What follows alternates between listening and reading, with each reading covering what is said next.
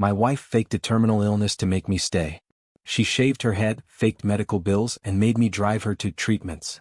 I found her smoking with friends when she thought I was at work. The next day I did the unexpected. If you enjoy the stories, kindly subscribe to help us reach our first 1,000 subscribers. Thank you for being here. I didn't cry when I found out my wife was lying about having cancer. I knew something was off the second I saw her. Camila. Sitting there in the alley behind our apartment building, a cigarette dangling from her fingers, laughing like she didn't have a care in the world. Like she wasn't supposed to be in the middle of chemo. Like she wasn't supposed to be dying. And in that moment, everything snapped into place. The headaches, the late-night sobbing, the shaved head, the hospital visits, the bills that kept piling up. It was all fake. A giant, manipulative lie. God, I'm shaking just writing this. My name's B. Wallace. Yeah, weird name, I know. My parents thought they were being clever combining their names. Anyway, I'm 32, work in IT, pretty average guy. I met Camila 5 years ago at a friend's birthday party. She was magnetic, confident. The kind of woman who walked into a room and everyone noticed, including me. We clicked instantly. Fast forward a year, we're married.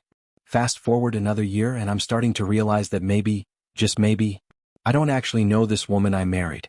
But by then I was already in deep. The story? It starts about 6 months ago. Camila sat me down on the couch. I'll never forget how pale she looked. How small. B. I don't know how to tell you this. I have cancer. I remember feeling like I'd been punched. My heart dropped. I couldn't breathe. She started crying and I just held her. I didn't even ask questions. Not at first. I just kept thinking, no, not Camila. Not my Camila. She said it was stage 3 ovarian cancer. That the doctors caught it late. That it wasn't good. But there was a chance, if she started chemo immediately. And so began the nightmare. The first few weeks were brutal. She said she didn't want me to come to appointments. Said it was too hard. Too embarrassing. That she just wanted me to be strong for her at home. I didn't push. I wanted to respect her wishes. But I saw what it was doing to her. Or what I thought it was doing to her. She shaved her head. I offered to shave mine too to support her, but she told me no. Said I needed to look normal so she could feel normal. She started wearing baggy clothes, said she didn't want me to see how thin she was getting. The medical bills started coming in. Thousands of dollars. Even with insurance it was draining us. I picked up freelance gigs at night. Barely slept. Anything to help cover costs. And still I kept telling myself, this is what love is. This is what marriage is. You stay. You fight together. But there were cracks. Little things that didn't add up. Once I found a hospital bracelet in the trash. The date was wrong. She said they must have printed it wrong at the clinic. Another time, I noticed she'd left her phone unlocked. There was a message from a friend, some guy I didn't know, asking if she was coming out that night. She said it was just someone she knew from before we got together. Nothing to worry about. But my gut was screaming at me. And then came that day. The day everything fell apart. It was a Friday. I told Camila I had to work late. Truth was, I left the office early. I don't know why. Something told me to go home. Maybe I just wanted to surprise her. Bring dinner. Try to make things feel normal for once. I pulled into the parking lot. That's when I saw her. Behind the building. With 2 friends I didn't recognize. She was leaning against the wall, smoking, laughing. Full head of hair. Wig off. Healthy as I'd ever seen her. I froze. I couldn't move. My heart was pounding so loud I swear I could hear it echoing off the walls. I just watched. For what felt like forever. And then she looked up. Saw me. And I swear she didn't even look guilty. Just annoyed. Like I'd caught her in some minor lie, like sneaking a cookie before dinner. She walked over, stubbed out the cigarette and said, B, I can explain. But I didn't want to hear it. I got in my car and drove. Just drove. Ended up at some gas station 20 miles away, sitting in the dark, trying not to puke. That night she tried to talk to me. Said it was complicated. Said she didn't want to lose me. That she'd started the lie small, and then it got bigger and she didn't know how to stop. That she was scared I was going to leave her. That she felt like she wasn't enough for me. I didn't say much. I just listened, numb. I barely slept. My mind was racing. The next morning I called a lawyer. But let me back up a bit. I want you to understand how deep this went. She'd faked everything. The bills? She'd made fake invoices. I found them in her email later. She'd photoshopped them. The hospital visits?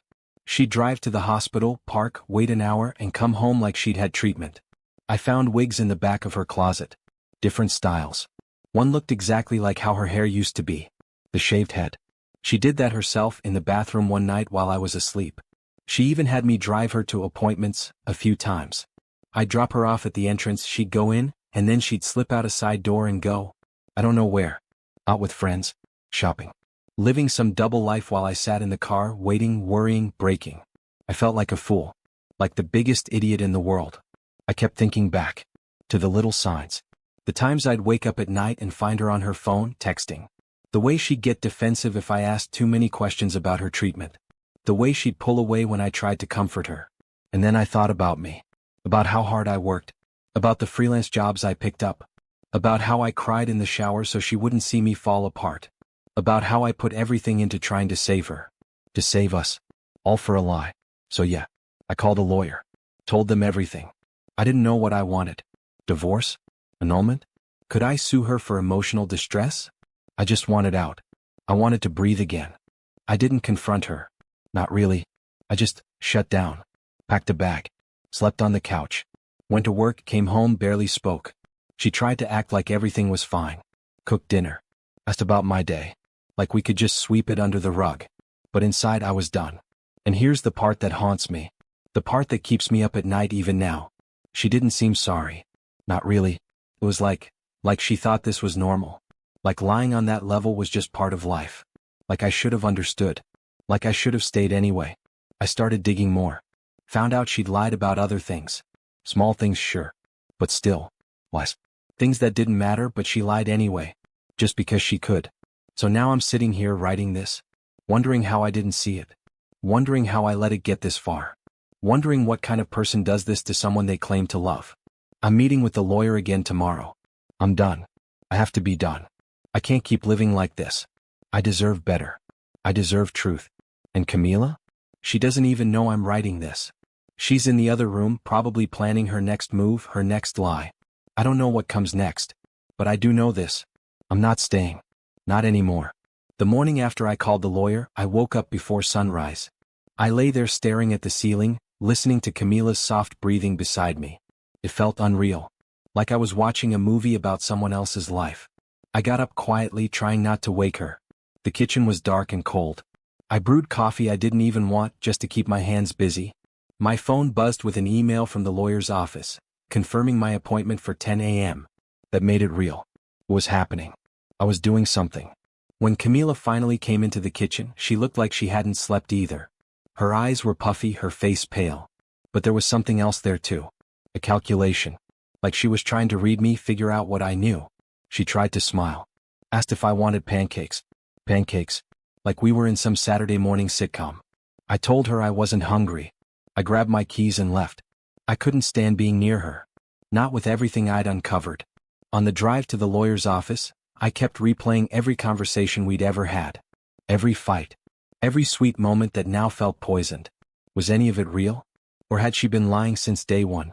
The lawyer, Mr. Hanley, was a quiet, serious man in his 50s. His office smelled like old paper and stale coffee. I told him everything. How Camila faked cancer. The fake bills. The wigs. The appointments that never happened. He listened without interrupting. Just took notes. When I finished, he looked at me over the top of his glasses and said, "This is one of the worst cases of emotional fraud I've ever heard." That word. Fraud. It hit me like a punch. Because that's what it was. Not just a lie. A con. A calculated deception to control me, to keep me trapped. Mr. Hanley laid out my options. Divorce on grounds of fraud and emotional distress. Possible civil action for financial damages if I wanted to pursue it. He said it might be messy, but I had a strong case. And that's when I decided. No more hesitating. No more hoping she'd come clean. I was filing for divorce. When I got home, Camila was in the living room, scrolling through her phone. She looked up, eyes red, and asked where I'd been. I told her flatly, the lawyers. I said I knew everything. I said I was done. She went pale. Dropped her phone. Whispered my name like it was a question. Then she started sobbing. Big, gasping sobs that shook her whole body. But there were no tears. Just dry, heaving cries. She kept saying she was sorry. That she loved me. That she'd do anything to fix this. I told her it was too late. That I didn't trust her anymore. That love without trust is nothing. She tried to come closer but I stepped back. Told her I was staying at a hotel for a few days while I figured things out. She screamed then. Actually screamed. A raw, animal sound that made the hair on my arms stand up. She grabbed a lamp and threw it across the room, shattering it against the wall. I left. I didn't look back. The hotel was a cheap place near the highway. The kind of place where the hallways smell like cigarette smoke and the walls are thin enough to hear your neighbor's TV. But it felt like freedom. Like a safe zone where I could think.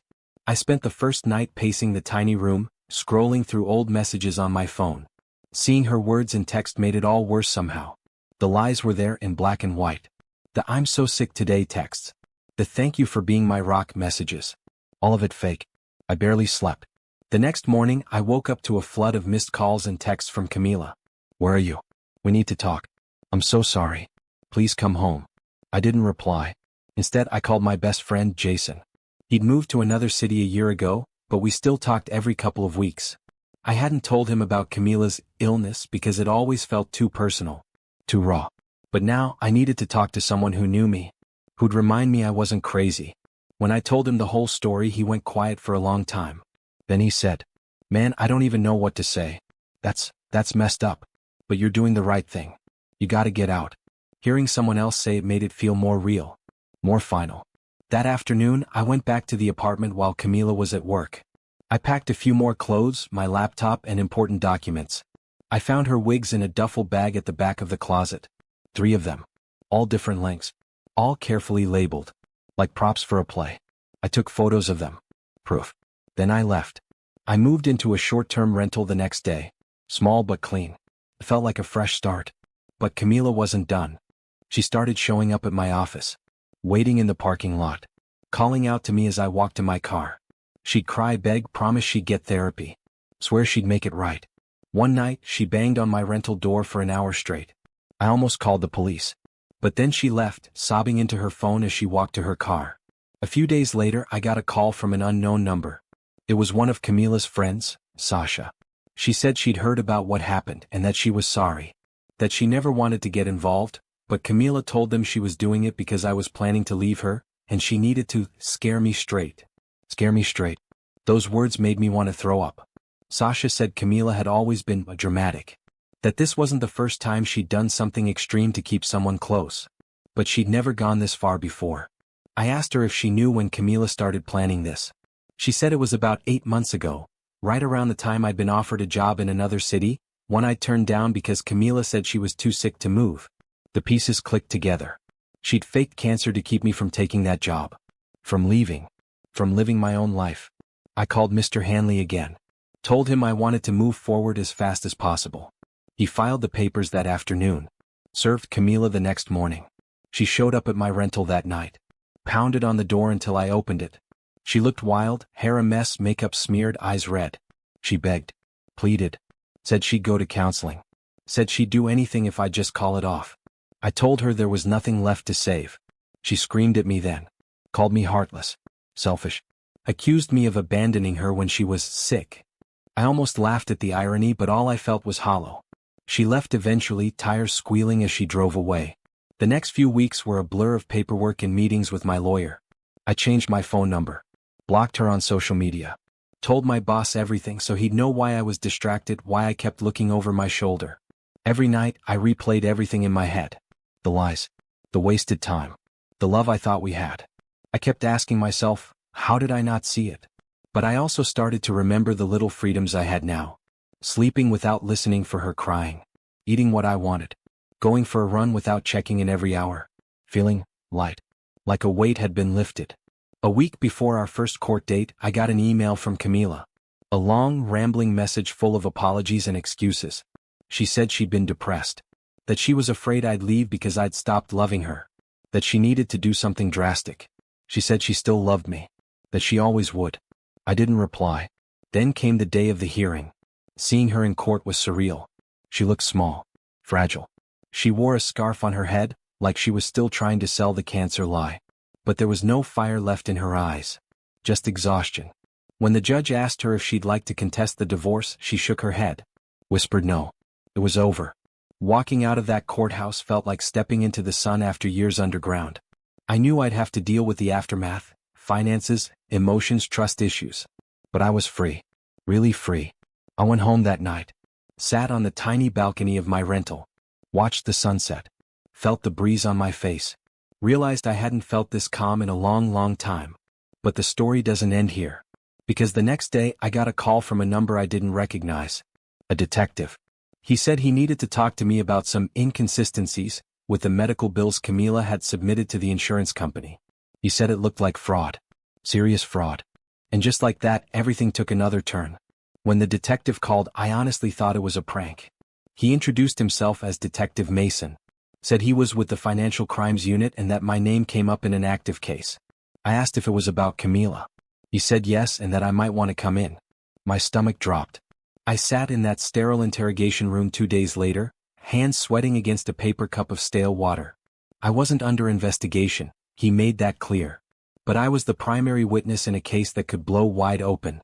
What I didn't know was that Camila had filed insurance claims. Not just fake invoices to guilt trip me. Actual forged documents submitted to our healthcare provider. Claims for chemo treatments, prescriptions, hospital stays. Over $48,000 in fraudulent reimbursements. She used my name on some of them. My insurance. That meant technically I could have been held liable, until they realized I never signed anything. She'd faked my signature. Used my employee ID number. Spoofed clinic numbers and fax headers. It was elaborate. Sickeningly well thought out. Detective Mason said she'd probably been planning this long before she ever told me she was sick. It wasn't just emotional fraud anymore. It was felony insurance fraud. That night I sat in my rental apartment, lights off, just staring at the wall. I couldn't stop thinking about that moment, months ago, when she cried in my arms and whispered she was scared of dying. I believed her. Every word. I would have died for her back then. Now, I wouldn't even hold the door. I finally understood why she kept me from her appointments. Why she didn't want me to meet her doctors. Why she always went alone. She was protecting her lie. Not me. Not us. Just the illusion of the poor, suffering wife with a devoted husband who wouldn't leave. But now the illusion was crumbling. A week later, Camila was arrested. She was taken in quietly. No headlines. No news stories. Just a whisper of disgrace as neighbors noticed she hadn't been around. Her lawyer reached out to mine. Said Camila was pleading guilty to avoid a lengthy trial. She'd agreed to pay restitution, but it wasn't clear how. She had no real job, no savings, and a mountain of fake bills to climb. They were offering a reduced sentence. Maybe house arrest, maybe a short stint in county. I didn't care what happened, honestly. I just wanted it done. But before sentencing, something unexpected happened. She asked to meet. At first I said no. Absolutely not. I wanted nothing to do with her. But then curiosity got the better of me. I needed to look her in the eye one last time. Not for her. For me. We met in a mediation room at the courthouse. She was thinner than I remembered. No makeup. Hair growing back in soft curls. Not a wig this time. She looked at me like she didn't recognize me. Like I was some stranger she used to know. The first thing she said was, "I never thought you'd actually leave." That hit harder than it should have. Because it was true. She never believed I'd walk. That I had it in me. She built this whole twisted lie on the assumption that I'd always stay no matter what. I asked her why. Why not just talk to me? Tell me she was scared? Why go so far? She shrugged. Said she didn't think love was enough anymore. That she felt me pulling away. That pretending to be sick was the only way to keep me. I told her she didn't just break my trust. She torched it. Burned everything we had down to ashes. She started crying again, but this time it felt real. Not performative. Not rehearsed. But it was too late. I left without saying goodbye. Camila was sentenced to 6 months of house arrest, 2 years probation, and mandatory counseling. She had to pay back every cent of the insurance money. I was cleared of all involvement, but my name is still attached to every document she forged. That'll follow me for years. Her parents reached out. Apologized for her. Said they were shocked, heartbroken. I didn't respond. There was nothing left to say. It's been 5 months now. I moved into a new apartment across town. Got promoted at work. Started running again. I see friends more. I even went on a date last week. It was awkward but hopeful. Sometimes I still wake up in a cold sweat, convinced I'm back in that house, holding her while she sobs about chemo. But then I blink and I'm here. Free. And you know what I realized? It wasn't just Camila that kept me trapped. It was me too. My belief that loyalty meant endurance. That love meant suffering. That being a good husband meant sacrificing everything, even my gut instincts. But real love doesn't need to be forced, or faked, or feared. To anyone reading this who's stuck in something that feels wrong, listen to that voice in your head. The one that whispers late at night, "This isn't okay." The one you keep silencing with guilt or hope or fear. Listen to it. Because staying for love is noble, until staying means losing yourself. Don't forget to subscribe for more.